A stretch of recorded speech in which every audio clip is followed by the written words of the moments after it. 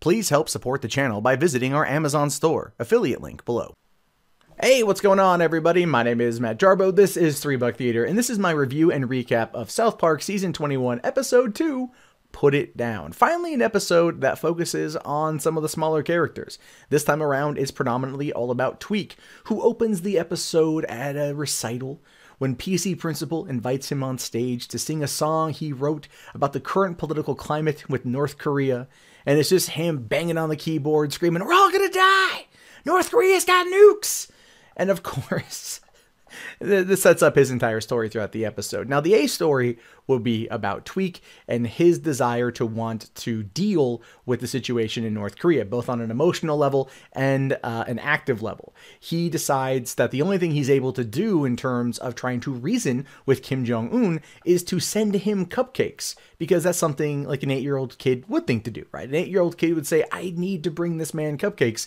Maybe this will turn his sour heart into something sweet. So he sends him cupcakes. It gets through to Kim Jong-un, and he loves them. In fact, he goes on this whole cupcake spree. But this is, well, this is thwarted when President Garrison tweets out that he knows Tweek, that Tweek is only messing with Kim Jong-un, and he probably took a dump in the batter. This causes Kim Jong-un to fire a test missile above Tweek's house, causing him to really freak out. Now, the B story is something wholly different in this episode, where you have got Cartman trying to stand up to the boys and be like the alpha male, like, you know how it is, relationships, you got to keep your girl in check.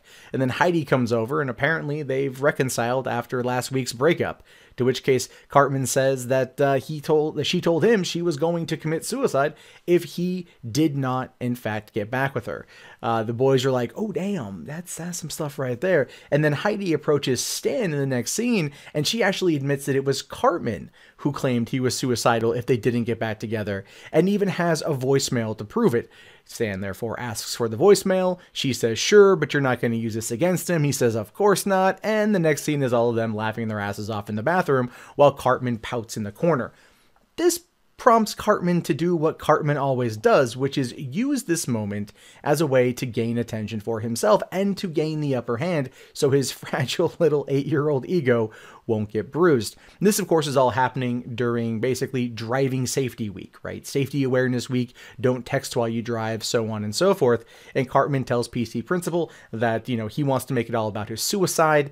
And then he's like, well, can't do it. It's all about the texting while driving safe. So Cartman, again, finds a way to make it about him, so he actually interrupts a demonstration of kids trying to drive awareness for texting while driving to sing a song about himself, and it's actually a pretty catchy rap song that ends with, "I'm going to kill myself unless you all start taking this seriously," which is such a Cartman way of going about it.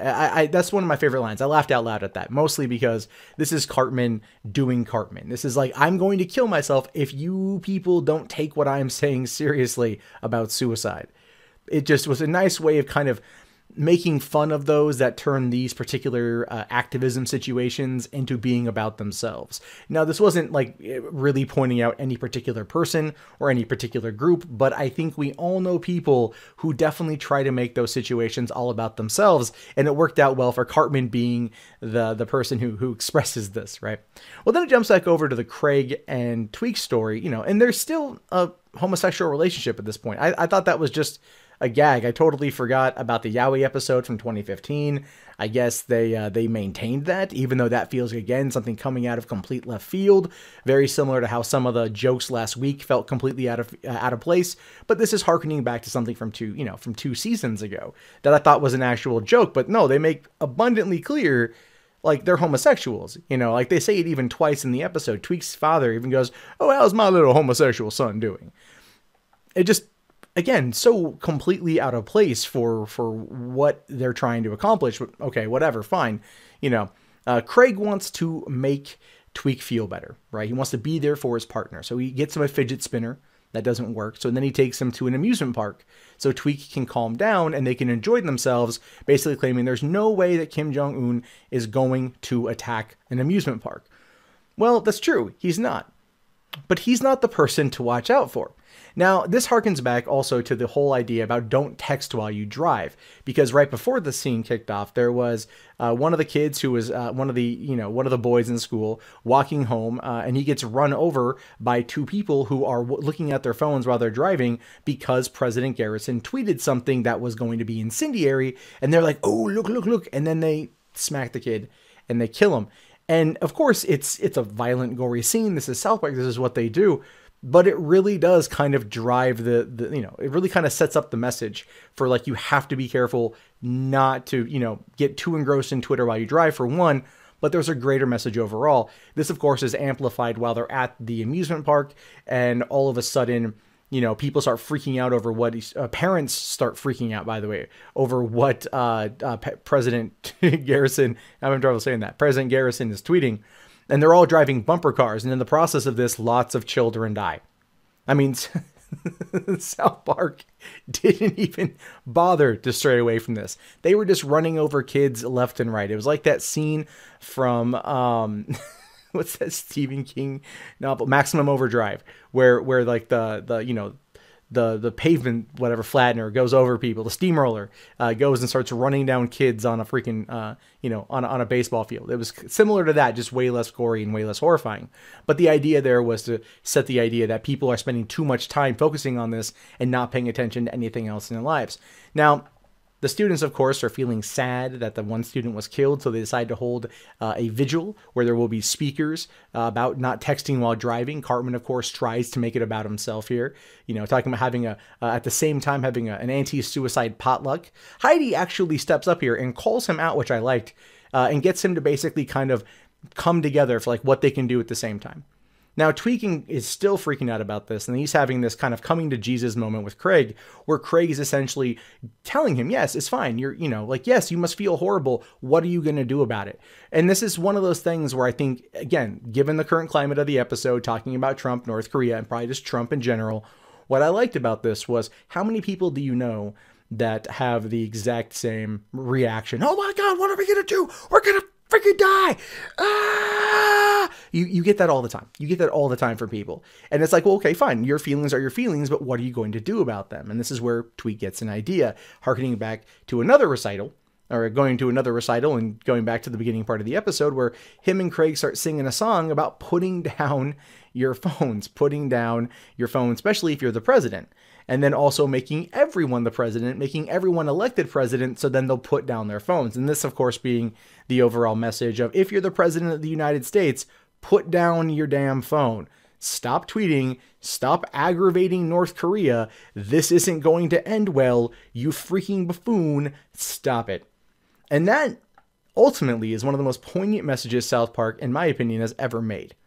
Because it is using this tragedy of kids being run over by people, texting while driving, which is a very common occurrence and a horrible one at that, basically to remind everybody that the president, and hopefully to remind the president, if it ever gets to him, I don't think it ever will, that while you have the right to tweet, while you have the right to communicate how you want to communicate, there are always repercussions and consequences to your actions. And this is pretty much really driven home by showing kids who died, saying that they were killed by the president, because the joke here is that everyone was elected president, so they need to put their phone down. And it's basically saying, like, look, we don't want these kids, our future, to be killed in a nuclear attack by the president. And that's basically what the episode was espousing to. Was it better than last week's episode? Absolutely. It was way better than last week's episode. There was actual jokes here. There was actually a message that they were trying to send. It was a clear message. Yes, it was bathed in some subtlety, but ultimately it was a lot clearer than what they did before. And it was a lot more enjoyable. It was a lot more entertaining. It was one that was definitely kind of back to South Park being in not top form, but getting to that point. I feel like they're trying to skirt around the political divide, but they just can't help themselves. And it's really kind of hurting the episode-to-episode narrative. Now, you can tell that the episodes are going to, again, be in a continuous order. They're not going to be single, necessarily standalone episodes. There's probably going to be stuff that connects, week to week, so on and so forth. But they're not doing an overall arc like they've done the last couple seasons. It's not going to have an overall story. If it is, If that is happening in these 2 episodes, they haven't established that yet. Granted, we still have 8 more to go, but they are going to be tying it into South Park: The Fractured But Whole that comes out in just a month. So I'm pretty sure they're going to start leading into tying into that thing coming out. And then, of course, the aftermath of the game itself. So it's one of those things to consider going forward. But I'm hoping they're just kind of getting this out of their system now, getting the political stuff out of their system so they can focus on better storytelling. But I feel like they're trying to appease the beast with 2 backs, so to speak. You know, they're trying to feed both sides. They want to be politically satiristic. They want to call a lot of stuff out, but they're just having a lot of trouble doing that and also sticking to this type of singular standalone episode storytelling that they haven't done in a while, and it's just leaving us all with pretty mixed results. But anyway, what do you guys think about this? Let me know in the comments below. My name is, of course, Matt Jarbo. This is 3 Buck Theater. If you haven't already, thumbs up the video, subscribe to the channel. Check back often for movie news and TV reviews and movie reviews and everything else. I'll talk to you guys later. Have yourself a fantastic day. Peace out.